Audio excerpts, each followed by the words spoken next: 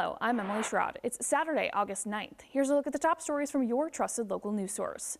In a TV9 follow-up, an Iowa man accused of killing his neighbors has died from his injuries after there was an explosion and fire at his house.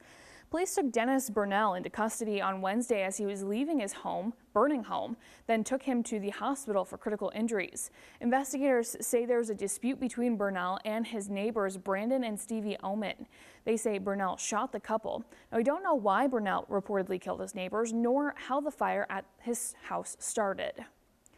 One person is dead after a farm equipment crash in Black Hawk County. Deputies responded to a vehicle that had rolled over around 4 o'clock Friday afternoon. They tried to save the person involved, but the person died at the scene. The victim's name has not yet been released. A northern Iowa gym teacher facing child exploitation charges is now also charged in Clayton County. Skylar Ahrens is charged with grooming, exploitation of a minor, and telephone dissemination of obscene materials to a minor. He's a gym teacher for Lake Mills Community School, as well as a girls' track coach. Clayton County deputies went undercover on social media and posed as a 15-year-old girl. Investigators say despite knowing the age, Ahrens asked for nude photos and sent an explicit photo of himself to the account.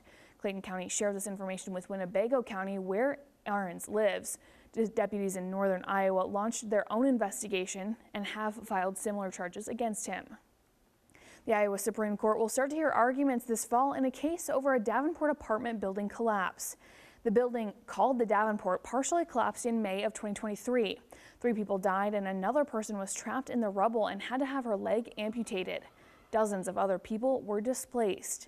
Now, survivors filed a lawsuit claiming the city, the former building owner, and various engineering firms were negligent.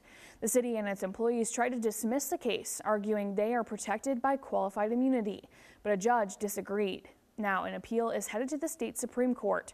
Justices are not expected to rule on the merits of the case, but will decide whether public employees can still be named in the suit, even with their qualified immunity. Cedar Rapids police have released crime statistics from the first 6 months of the year showing decreases in certain crimes. There have been 216 burglaries so far this year. The 5-year average from the first 6 months of the year is 312. That's a 31% decrease. Stolen cars are down 36% from the 5-year average, with 148 so far this year. And there have been 19 shots fired incidents. The 5-year average is 66, which is a 71% decrease. This is also decreased from last year's 28 incidents. Thanks for watching. You can stay on top of what's happening by following KCRG on Facebook, Instagram, and YouTube.